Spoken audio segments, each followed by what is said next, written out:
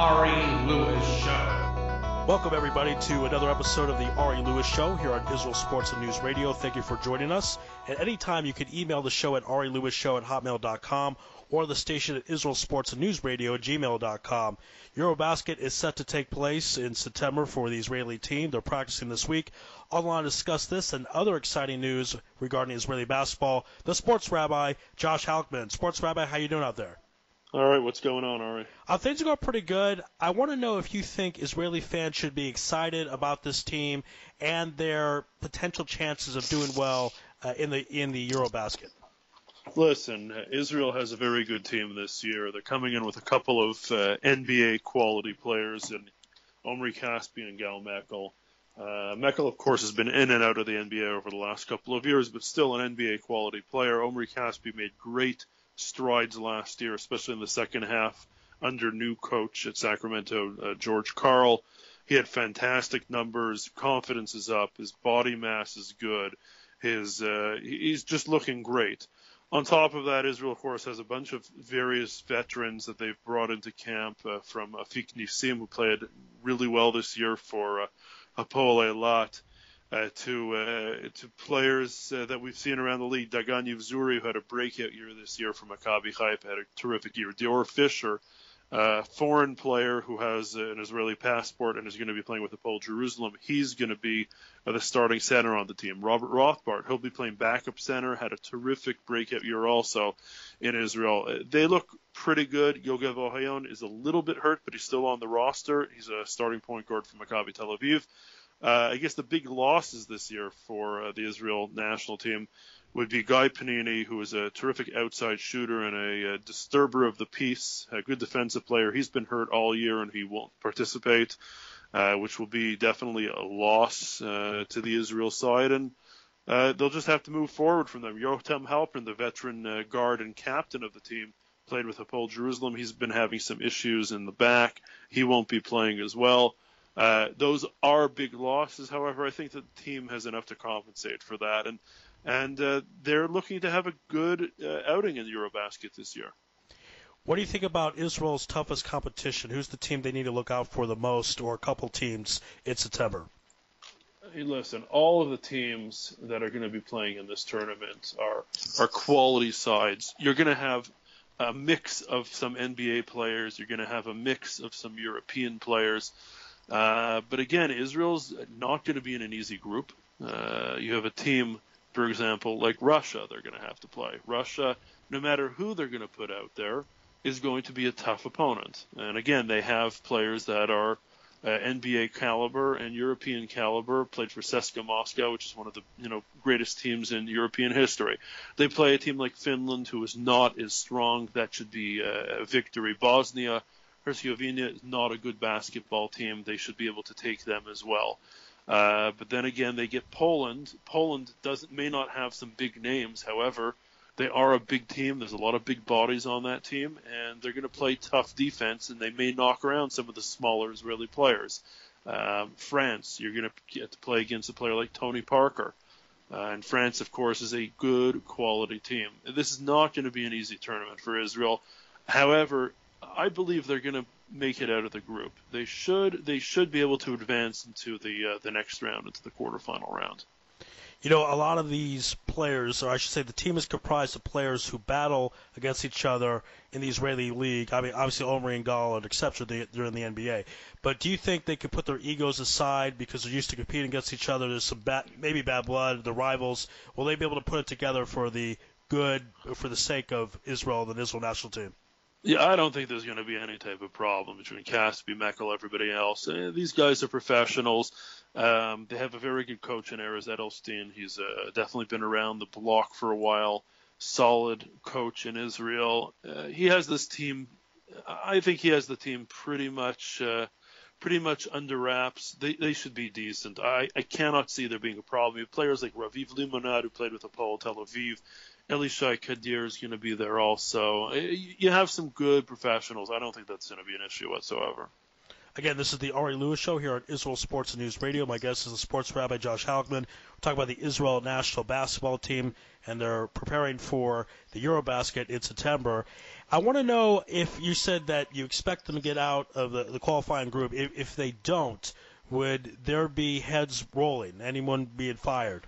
What do you think? No, I don't think so. I don't think that there's going to be any type of issues like that. I don't think there's going to be any heads that are going to roll. I think that they may use Halpern and Panini both being hurt as a little bit of a little bit of an excuse. They could do that over the course of time. But there are some new players in the squad too, and I haven't even mentioned them. Sean Dawson, he's a brand new player that's going to be introduced to this into this team. You have Bar Timur, who hasn't played at this level. Oz Blazer, Rafi Menko. These are all young players. So it's kind of taking some of the veteran players, trying to put them together with some of these younger players, and seeing how they're going to go. I think I wouldn't say that they're at a point where they have to make it or break it. And a Eurobasket, it takes place every couple of years, but this could be a good opportunity to get some of those younger players some experience. And with the veteran players that they do have, they could really be setting themselves up for a chance over the next 4, 5, 6 years to actually be a strong force in European basketball, which we haven't seen for a long time. Yeah, that's certainly true. Now, I want to know if you think there'll be a lot of eyes in particular on Gal McCall, because if he's going to make it in the NBA, he has a couple of years. His window is probably till about 30 or so, in late 20s. Will there be a lot of NBA scouts out there looking at him, looking at some other players, and maybe they're going to really have to bring their A game to get a strong look and try to make some type of run at the NBA? Yeah, I think you're looking, I think you're going to see tons of NBA scouts, not just for Galmeko, but this whole tournament. You're going to see scouts from all over the National Basketball Association trying to find some diamonds in the rough, trying to find some players that other people may have never seen. Some of the younger players and some of the teams might have not been scouted beforehand, or it might be the first time that some of these scouts are going to see some of these players play. So it's, it's definitely a chance for these type of players to shine, and Gal Mekel definitely on Israel is going to be the one that's going to try to make the biggest impression. The other player I'd say is Sean Dawson, who has a ton of opportunities to potentially play in the NBA, and he's going to be looked at also very seriously by NBA scouts. Now, you're talking about the practicing this week. As you mentioned, these are all professional players. You have a couple NBA players. Do you imagine the practice being a bit rigorous, or is it more just build a cohesion? Everyone's got to get used to each other again and play with each other and get ready for September.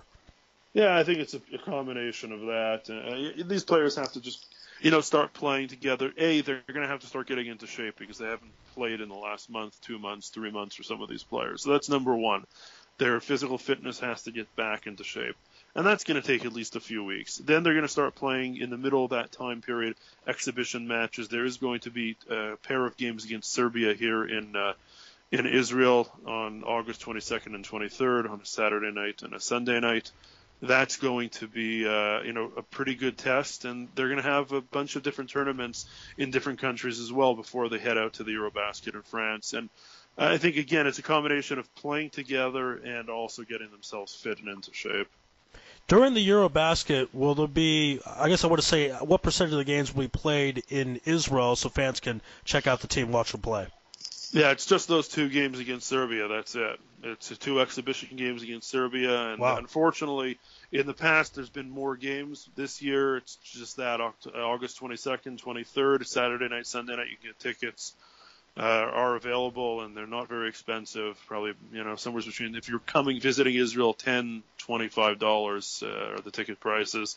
Playing in the Nokia Arena, plenty of tickets available. Serbia is a decent team. There's no question, but it's not what it once was, and it still would be fun.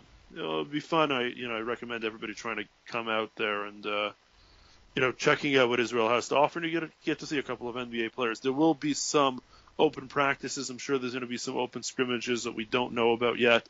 And when those details come up, you can check me out, sportsrabbi.com, or on my Facebook page, Sports Rabbi, and take a look to see what's going on, and try to get out there. Some of those scrimmages are probably going to be free. probably will be also in Rishon LeZion in a nice 3,000 to 4,000 seat arena, and just a good time will be had by all in those games. And Nokia is a very quality arena. It's almost NBA quality. I want to know if you think that it is better than the one in Haifa or Jerusalem, or you think is it still the best basketball arena in Israel? Yeah, it's still the best basketball arena in Israel, no question. It's now called Menorah Miftachim. We all call it Nokia because it's so easy, and it's been like that for so many years. Right. They changed it to another sponsor, but it's the best arena. It's better than the arena in Jerusalem. It's just a better basketball setting. It's a professional setting. And of course, it's in the great city of Tel Aviv, which is terrific as well. If you're on vacation, you want to have the beach, want to have it with some basketball, some good stuff over there. All right, and last I want to ask you about, Omri Casspi brought some of his Kings teammates to Israel. I want to know if you give us any inside information on that. I found that very intriguing. I know he did that a while ago, the first time he was on the Kings. So I want to get your thoughts and if you have any inside stories for us. Yeah, I mean, it's a nice thing. He brought with a bunch of players, some veterans, Caron Butler, DeMarcus Cousins, of course, those teammates, and Chandler Parsons also came with, and a few other NBA players, and Gal Meckel hopped the ride as well. They've been doing a couple of clinics in Tel Aviv actually today, Wednesday, and they did a clinic out in Jerusalem last week. So they're trying to give back to the community here. It is also an anti-BDS movement type of trip. Sheldon Adelson has foot the bill, gave them the airplane, foot the bill, paid the players, to come out here and for their time and effort and trying to give them a different light as to what Israel is upon the nations and to understand what's really going on here in Israel and to really see what really Israel is about and have them to go back and to say good things about Israel, that, it's not as it is portrayed in the media, and it's a good opportunity for everybody. Yeah, it's certainly a big deal when you have professional athletes say Israel's a normal place. It's not what you see on TV. They had a good time there. That really puts the message to mainstream America. So I was very happy that Mr. Adelson put that together. Omri brought some of his teammates. And, of course, anyone out there listening, they want to hear more of your shows, hear more of what you do, where should they go to? Check out sportsrabbi.com. Check me out also on Twitter at the Sports Rabbi, and of course my Facebook page, the Sports Rabbi. Check that all out. We'll have a lot of fun, get to know a little bit more about Israeli sports, and we'll keep in touch. All right, sounds great. The Sports Rabbi, Josh Halickman, preaching from the pulpit of sports. Sports Rabbi, great to have you on the program as always, and we will speak soon. Same here, Ari. Take care. All right, be well.